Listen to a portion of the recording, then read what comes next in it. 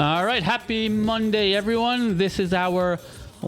Is it our last one? No, we'll have one more. I misdid the stream info. Now that I'm going on calendar mode One more Monday. One more Monday before the new year. But this will be our last A Soccer Fan Walks Into a Bar episode before Christmas, at least. Yes. So in advance, if I forget before the end of the show, in advance, a Merry Christmas to everyone that celebrates.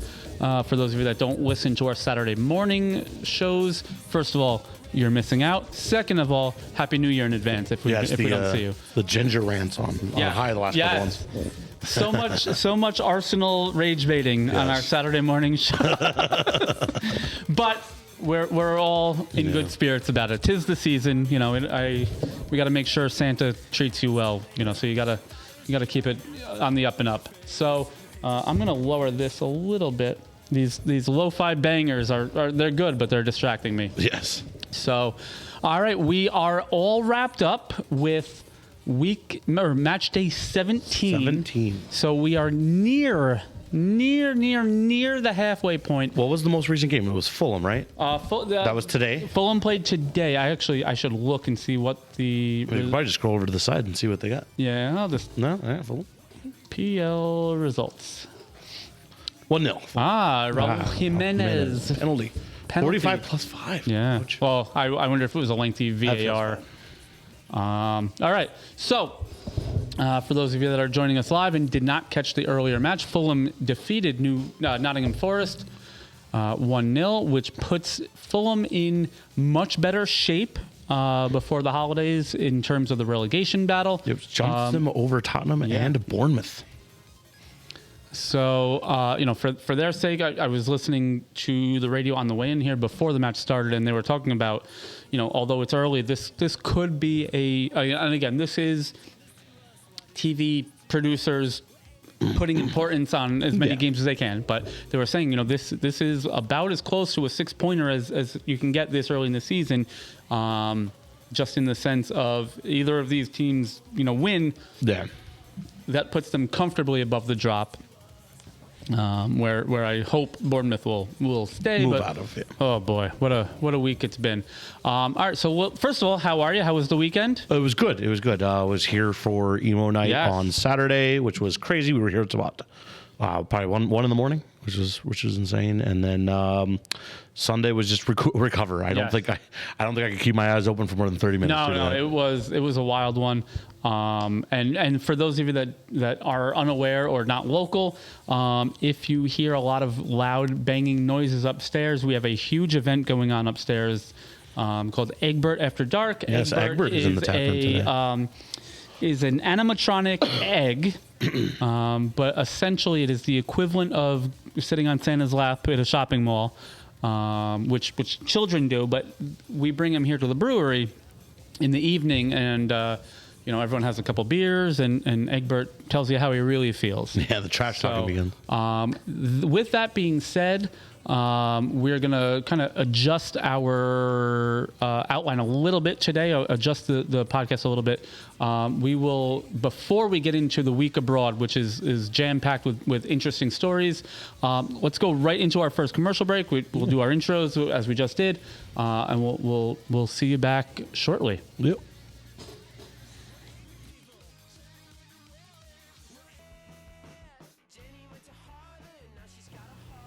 All right, welcome back to A Soccer Fan Walks Into a Bar. I am Dave. I have Naz right here beside me, our last episode before Christmas. And let's jump right back into it. Premier League action, Newcastle United 2, Chelsea 2. Yep.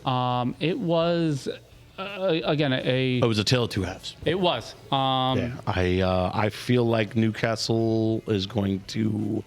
I feel like they relish the fact that they didn't walk away with the 3 points, but you just can't cancel Chelsea out. They play hard, and they play hard till the final minute. So. Right. Yeah. Two early goals from Big Nick Voltemade, and as poorly as Chelsea played early, give them credit and give Enzo Maresca credit for putting them back on the front foot. Yep. They outshot. They had better possession, and a great goal off a set piece from Reece James, and then Joao Pedro leveled things at 2-2. And this is, again, we talked about it. Chelsea is, in my opinion, the cream of that second tier. Yeah. Liverpool is very unpredictable. Sunderland, I think we all collectively think they are coming back to earth. Yeah. Manchester United, who knows? Crystal Palace, you have a lot of also-rans. In my heart of hearts, I think Chelsea winds up not challenging the top teams because they're already far enough behind. But I do think they will, from this point forward, kind of keep pace with them. Correct. They won't make up the gap that they currently have. They currently sit 10 points behind the leaders.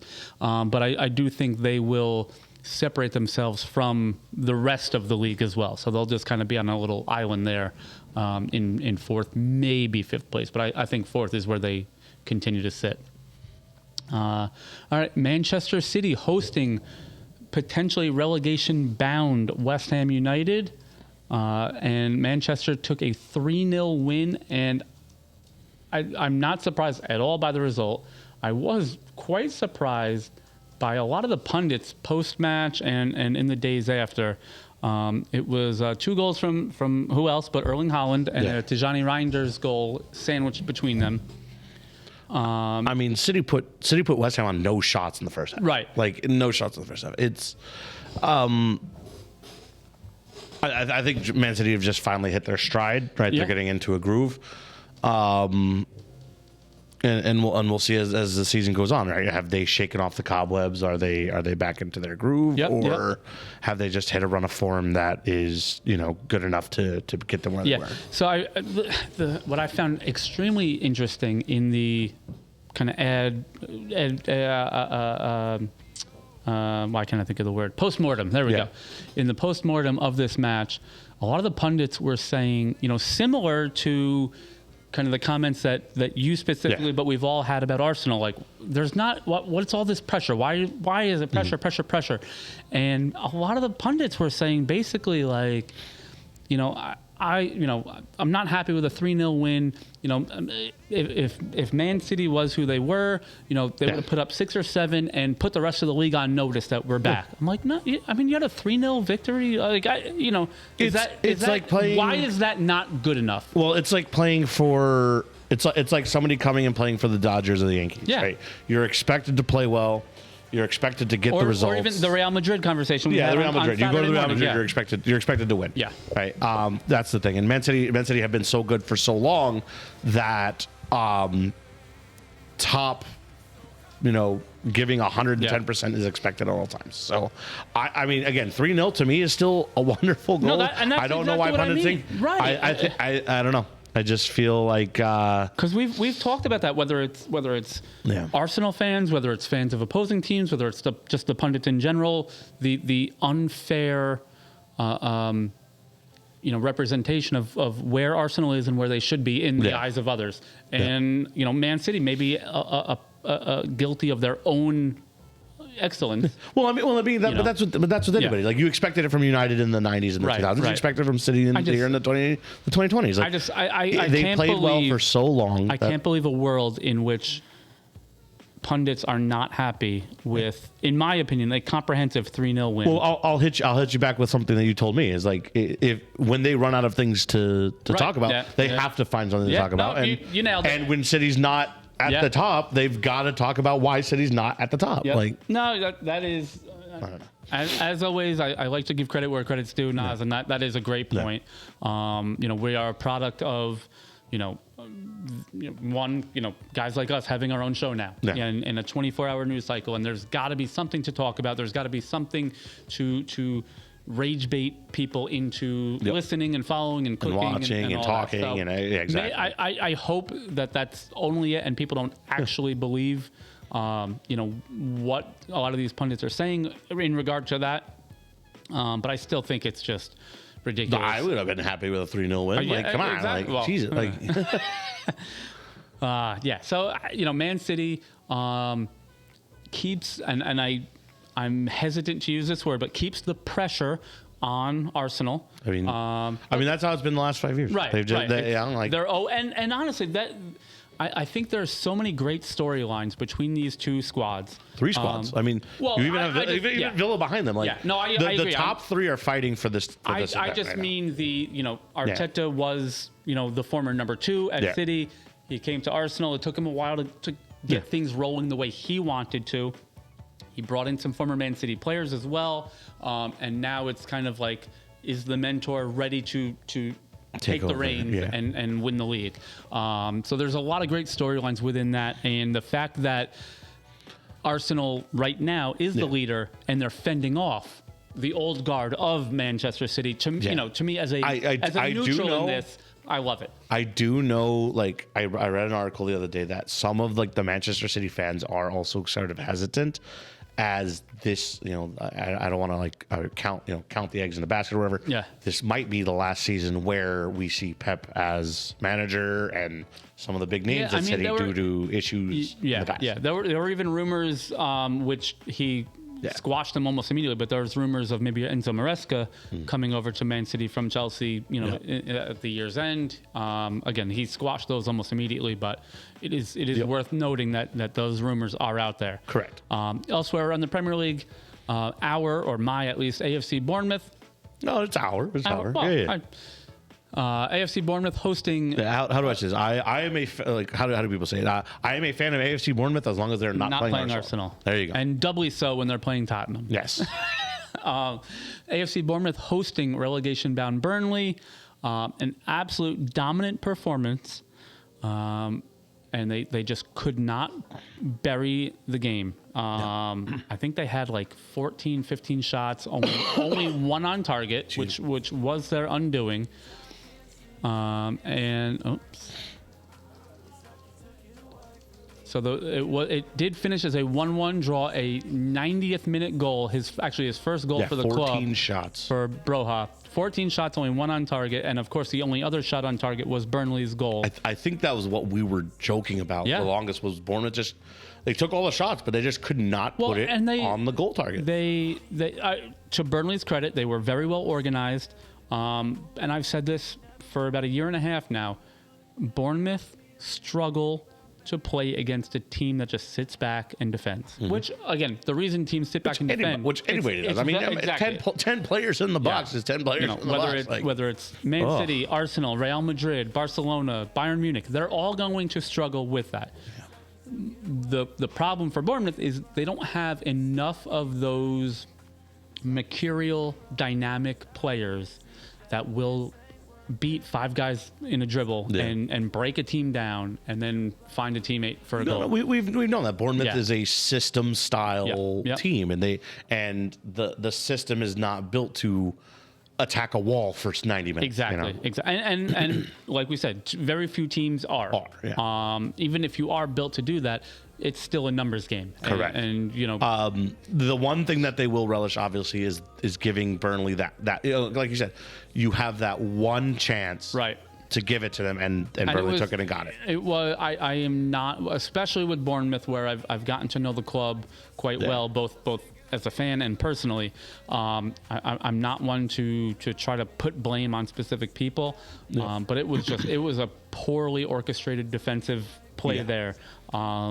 I believe it was Tavernier was right next to Broha. Obviously, Broha is probably 6 to 8 inches taller than him, but get a body on him. At least try to jump alongside him. Yeah. And none of that happened. And it was in the end a pretty easy finish for Burnley. And at home to a relegation team to not get all 3 points when you have maybe outside aspirations of getting into Europe this year is. I mean, let's call it what it is. It's unacceptable. And I think most Bournemouth players and staff would agree with that. I mean, here's the incredible thing is, like, you're still sitting on 22 points, 7 points outside of 4th. I know. That's the crazy thing. Like, you're 5 points from Europe. Yeah. You're 5 points, or at least Conference League, right? Conference League is, I think, 6. It should be 6. It might even be 7 this year. Obviously, there'll be some complications with that. But that's the thing is, you're still 5 points away, so you're still good. On the good flip results side of things, and bad results away. I don't think, at least not at the time being, I don't think this is a worry. But on the flip side of things, you're 9 points out of the relegation zone. Yes, which is the issue not ideal. The issue is you've had a 5-game streak of loss, tie. Right. Like you have not won one since I think you said October. Yeah, the last week of the match before Halloween. Yeah. The last weekend in October. Yeah. So. When do you pull the emergency cord? That's the question. I mean, it's just you said this about Arsenal last year. These draws are just unacceptable. Oh, yeah. 13 draws last year. You kidding me? I mean, there's been a lot lately. I mean, how do you take second place with 13 draws? Yeah. So obviously not 13, but this is the third draw in a row. Yeah. And then there's another one at Bournemouth. West Ham. So the Chelsea match, in my opinion, should have been a Bournemouth win. Yeah. I think the United match was back and forth. If either team won or a draw, I mean, coming off that game, you expected Bournemouth to put up goals against Burnley. Goals, yeah. Maybe not comprehensive victory. Maybe Bournemouth has become the Arsenal of old, where they play to the level of their opponent. The level of the opponent. I mean, the home game again, a home game against West Ham, another relegation team at where it stands on the table right now. They dominated the first half. They gave up two. I believe both goals were in the first half from West Ham. Yeah. Two fluky goals from Callum Wilson, and then the floodgates were again the only 2 shots on target that West Ham had. 21 shots. 21 shots, 8 on target, and I will say in this match, although Bournemouth should have, I think, easily had the win, Alphonse Areola, the West Ham goalkeeper, was out of his mind, making saves left, right, and center. So credit to him on that one. But yeah, so that's 4 out of their last, I think, 6 or 7 matches have been draws. And most of them, all but the Man United one, were at home. You know, these are games that you need to get 3 points if you want to be in the conversation with Europe.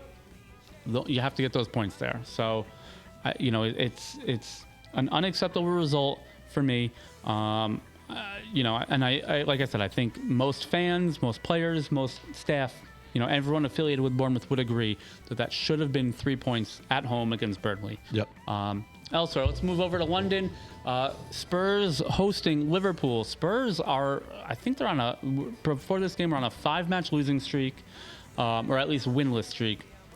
And Liverpool coming to town without Mo Salah, who's going to AFCON. A new look lineup for them. And Liverpool goes to Tottenham, gets a 2-1 victory. Spurs had 2 red cards in that match. One was like one of the last plays of the game. And the early red card to Xavi Simons really... the people were asking if that should have been a red card. I mean, you got studs up going to the back of the calf. It's a dangerous play. I would not be upset if it was not a red card. No. But again, I don't recall who said this. I want to say it was Brian Dunseth on Sirius XM. He says this a lot. And if it's not him, I apologize. I don't recall who else it would have been. But he said, don't put the referee in that position to make that call. Correct. Whether it's a penalty or a potential red card. It was a sloppy attempt at a tackle. I don't think... let me be clear. I don't think there was any intent. No. By many... one, they're national team teammates. Xavi Simons and Virgil van Dijk. They played together on the Dutch national team. So I don't think there was any intent there. I just think it was a sloppy, poorly timed attempt to steal the ball. Yeah. And his studs went right down the back of Virgil's calf, and it's a red card. Like I said, if they went to VAR and they said, you know what, it's not enough, it's just a yellow, I wouldn't be upset about it. But I do think you don't put yourself in that position. You don't put the officials in that position to make that call. Yeah, but again, the big story coming out of this though is Isak essentially.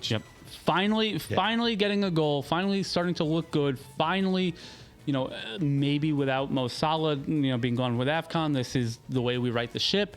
And he scores the goal, and literally as he's scoring the goal, he collides with was it Mickey Van de Ven, I think, and winds up breaking his leg.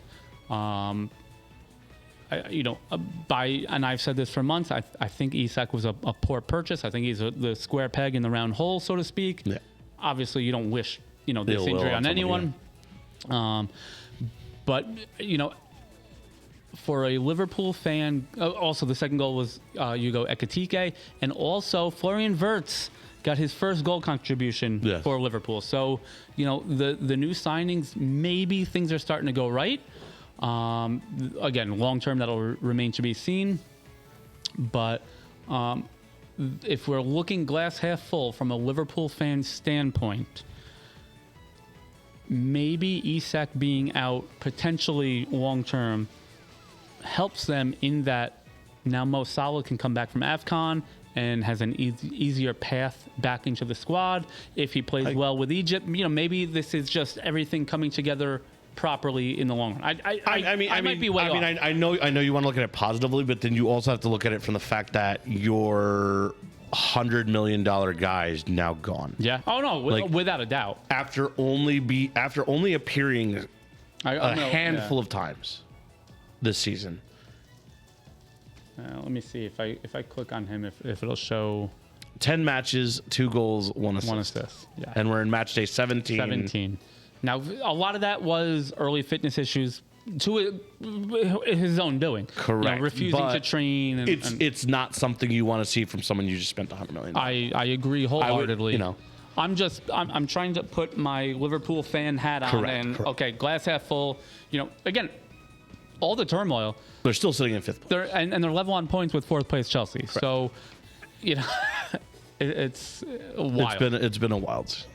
So, I think from Tottenham's point of view, though, I think you got to start pulling the emergency cord. Yeah. Because you are now in the exact same position you were when you finished last season. I think they were 16th. I believe they've already lost 5 home matches this season. I think they're currently sitting 16th, right? In the league? 14th. They're 14th. Okay. Which is around, I think they were 16th when last season ended. Which again is just going to show you that if it wasn't for the relegation teams being as bad right now, they would have a chance of being down there. That being said, to your own point earlier about Bournemouth, Tottenham are level with Bournemouth on points. Correct. They're only 5 points out. Which again, both of them were sitting in second at one point in time during this league. Yeah, so that's the crazy thing. Again, I don't mean to kick the can down the road and not, and I don't mean to be afraid of the hot take or the decisive, but I fear we're still a little bit too early in the season to figure out where everyone is, just because of how tight the table is. The middle. Yeah, the middle is still really close. I can't believe 4th to 15th is 7 points away. It's incredible to see that, and it gives people like you and I a lot of leeway to say, oh yeah, no, they could still be in it. They could do this. They could do, and it's not meant to be a cop-out by all means, because I'm happy to make those hot takes. I'm also happy to admit when I got it wrong, but we don't know where everything is gonna fall apart or come together for a lot of these squads. Correct. All right, so moving also elsewhere up to Leeds in the northeast of England. 4-1. A 4-1 victory over what many were calling a great Crystal Palace team. Palace have fallen off of late. They now sit 8th place. But this Leeds team, in the last few, let's see, I think they're unbeaten. Is that their last 4 now? Yeah, 4 straight without a loss.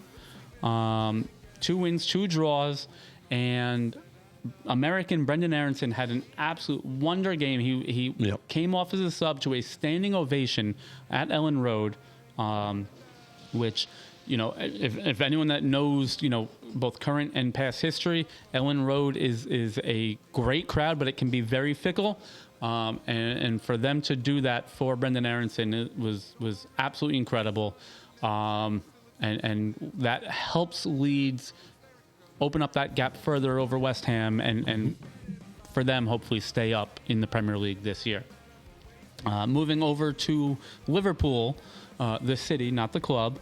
Everton hosting first place Arsenal. And Arsenal, again, grinding out games. Yeah. They get the win, a 1-0 victory.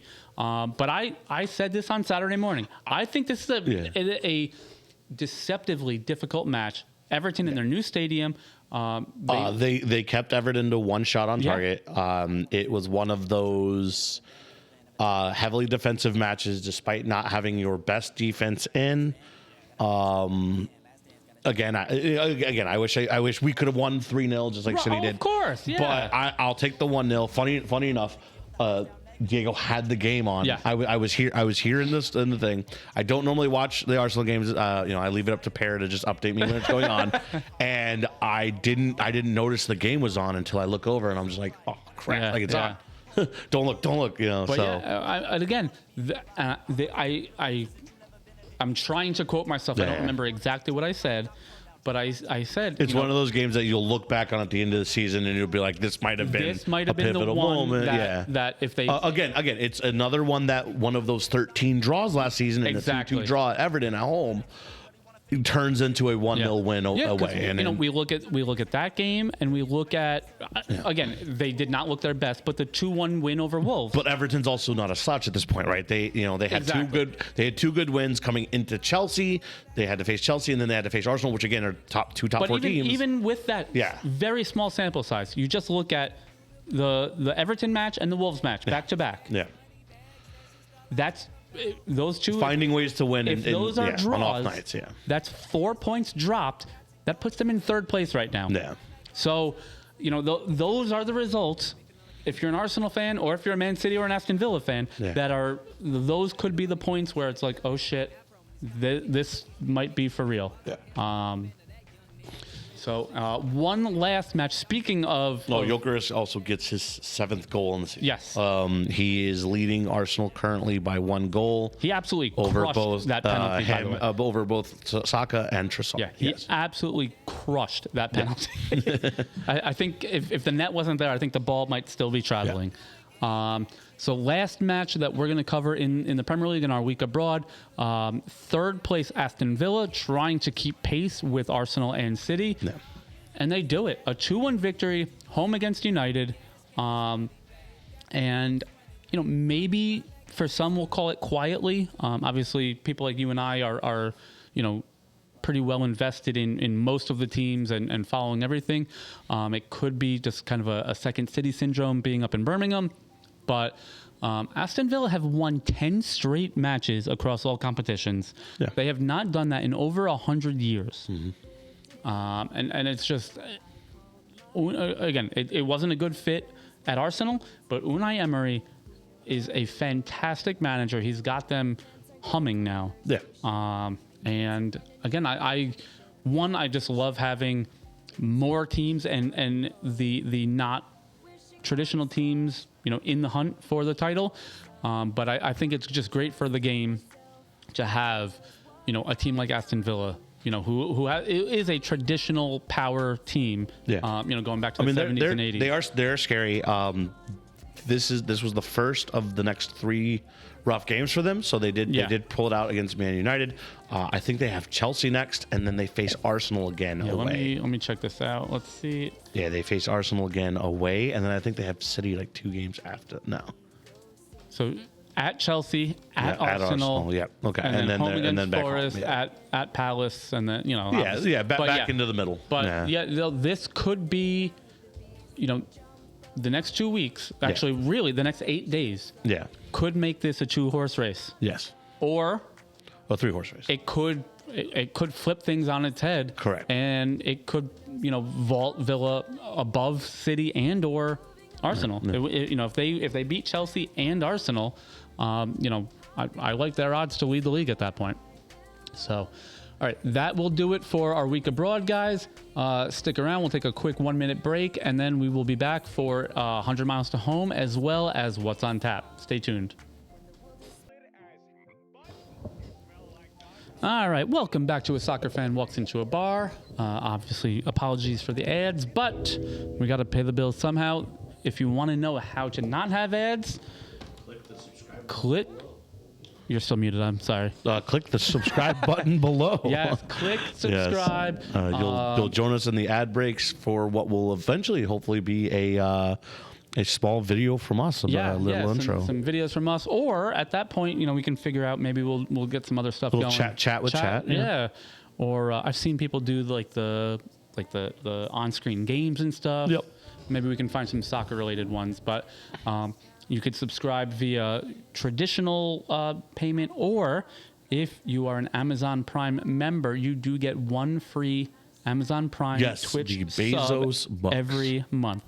And I cannot think of a better place to spend that than here with us at CDU Newburgh. Hashtag. All right, so 100 miles to home. Obviously, there is not a ton to be talking about locally at the moment. Most of our local eggs are in the World Cup basket, and we're really looking forward to that. But some news, actually, I have some other news that I forgot to add in here, but New York Red Bulls have signed former U.S. international Cade Cowell on a season-long loan from Chivas de Guadalajara. Cade Cowell was a much-hyped prospect out of, I believe he was he at San Diego? Now it's going to bother me if I misstate. But I believe he was at San Diego for a few years. He has over 100 appearances for them. Yeah, San Jose Earthquake. Oh, I said San Diego. I'm sorry. Yeah. San Jose. Apologies. And then he scored 8 goals in 56 appearances for Guadalajara. He even claims that he was not a great fit for their system there. He's played 11 times for the U.S. national team. So I think bringing him on loan, honestly, it's a great opportunity for both sides. For Cade Cowell to, show what he's got come January, February. I mean, it's funny. He says he wasn't a good fit there, but he almost met his goals in half the amount of matches. Yeah. Like, I will say he's only 22, so his time at San Jose was mostly in his teenage years. Yeah. So coming of age at Chivas, wound up not being a great fit. But the question for Cowell is, even if he plays out of his skin, the season starts the end of February. Is that enough time of good form for Mauricio Pochettino to maybe bring him in? Obviously that is his ultimate goal, is to play for the national team in the World Cup. I personally think it will be too short of a runway. But again, I'm happy to be wrong. There's nothing I would want more. Again, like you said, if he plays out of his mind and he's like 10 goals on 10 games, at that point, what does Pochettino have to gamble with? Well, who goes away at that point? The potential issue is the international window, I believe, is mid-March. Okay. So there's no way. There's 2 weeks. That's 2 weeks of time. I cannot see a scenario where Pochettino brings a player to the World Cup squad that has never played for him before. Yeah. I personally can't see it. Nope. So nothing would make me happier than to have, because he's 6 feet tall, but he's a broad-bodied player. Yeah. To have a big target forward like that in form for a World Cup, nothing would make me happier. Yes. I think the runway is too short for Cade Cowell in this scenario. Across the river, NYCFC have announced the re-signing of Andres Pereira, the holding midfielder, the number 6, who tragically broke his leg in the playoff match against Philadelphia. Was that Philadelphia? Yeah, Philadelphia. Yes. Naz and I were streaming it live, and we're equally disgusted by it. But he really showed well for NYCFC the last year. Yep. Obviously, I wish him a speedy and good recovery, but I am very pleased to know, whether it's at the start of the season or midway through the season, that we can count on Andres Pereira being back in the sky blue for NYCFC. So that's good to see there. Right. So, all right, what's on tap now? It is a bit of a light week, obviously, with the holiday, with Boxing Day, with a lot of the countries taking a winter break. Germany specifically, they don't play again until mid-January. A lot of the northern countries in Europe will not be playing. So, excuse me. This early darkness just gets to me. It makes me so tired so quickly. But on Boxing Day, there's only one match.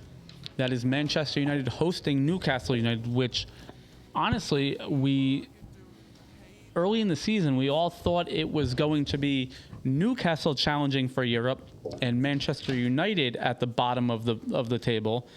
And it's quite the opposite right now. Manchester United currently sits 7th place, 3 points back from Champions League, and Newcastle has been, we talked about them giving up that lead to Chelsea on the weekend. Yep. They have been a very mercurial side, up and down. Nobody knows what to make of them right now. Eddie Howe struggling for answers there. I mean, I feel like it's going to be an even match again. Obviously, Newcastle's going to want to try to get something back after that Chelsea match.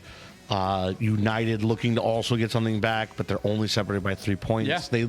They seem even. I mean, you look at both their squads, and they seem pretty much even on paper. I agree. So And this is, I don't know this for a fact. I would love to talk to some Premier League players about this, but this kind of, playing on Boxing Day, especially now when it's the only match, is this the equivalent of the Cowboys playing on Thanksgiving or the Christmas Day matches for the NBA? Like, does this juice you up a little bit more? And does it bring a little bit all extra eyes out of on you? Yeah. Your family's watching. They're all off. That's going to happen. So that will be the only one on Friday. Then Saturday morning, potentially a very early start. We have not figured out. I'm going to talk to Hudson Valley citizens about this as well. Nottingham Forest hosting Manchester City at 7:30 a.m. We will, like I said, we'll let you know on the fly. Check our Instagram, check our social media to see if we'll be open for that one. But we will certainly be open for the 10 o'clock round. We have Brentford hosting the aforementioned AFC Bournemouth. Bournemouth, like we said, they currently sit 15th. Brentford now above them in 12th place, but only 1 point ahead. And Bournemouth, like we said, are desperate for points at this juncture of the season. And this, an away loss at Brentford, again, combined with some other results, really could start to spell disaster for the Cherries. Also, in the 10 o'clock window, I don't know if Nas will stay here and suffer through the... No, I will be here. Good. Yes. Yes. I promise the Brighton fans that I will join them in watching the agony that will be Arsenal Brighton. We will. I can almost guarantee we'll put that one up on the big screen, and we'll put Bournemouth on the side TV. But Arsenal hosting Brighton and Hove Albion, 10 a.m. as well. Again, first place Arsenal against 9th place Brighton. Yep. Brighton have fallen off significantly of late, winless in their last 4. That's 2 losses and 2 draws. Although they do have Matoma back. He is not. We'll see. He has not been featured in the starting. He is not. He's not 90-minute fit. Yeah. We'll see what Saturday brings. Does he get into the starting lineup and maybe come off at the 75th minute now at this point? He does have 2 substitute appearances in the last couple matches, so they are trending back toward that. And then Saturday afternoon, I can almost guarantee we will not have this match on the big screen. Probably, we're in college football bowl season and all that stuff. But there is a Barcelona derby. Espanyol hosting Barcelona at 3 p.m. on Saturday. Yep. And it should be a good one. It's obviously Barcelona is in first place. I should. Both Barca and Real Madrid won 2-0 over the weekend. Yes. Which we were worried. That could have been Xabi Alonso's last match. Espanyol's in 5th place, so this is a match that could hold a lot for both teams. A win for Espanyol at home could put them in the Champions League fight. Yeah. Oh, and at the same time, a loss for Barcelona will allow Real Madrid right back into the race. So. A lot riding on that. Real Madrid fans will be Espanyol fans for the day, as that match occurs. So, all right, that is just about it for us today. Again, with the winter break and the holiday season coming up, not a huge show. One for the road. Naz, do you have anything for us? Yes, as you always know, I have the Greek Soccer League. AEK defeats Ofis 2-1. Panathinaikos draws their match, putting AEK over Olympiacos, which means Arsenal and AEK are on top for Christmas. Oh, man. And Luka Jovic has 7 goals. 7 goals in 14 matches in the league, not including Conference League. I wanted to like him so much. That's the wrong phrase, because I do like him. I so wanted him to be a wild success at AC Milan, and it didn't formulate. So I am so happy for Jovic and adjacently because of that, happy for you and AEK to have that success there. He has 7 goals in the 14 games he has played for AEK. That's incredible for him. My one for the road, we don't. In fact, I don't believe we've ever talked about them on our podcast in the 2+ years we've been doing this now. 2+ years? Oh, my God.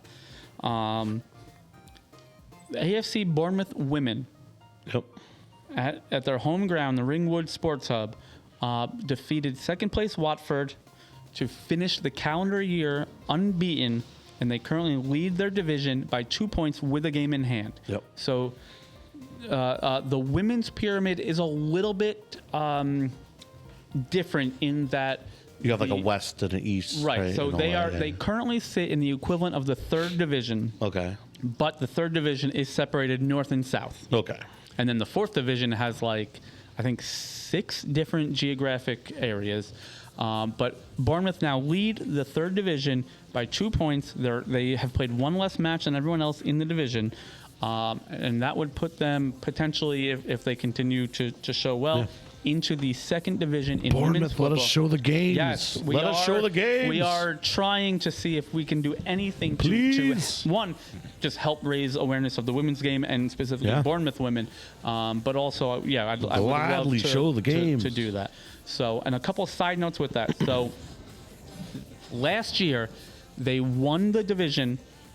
They went 21 wins, 1 draw, no losses, 100 goals for, 7 goals against, a plus 93 goal differential.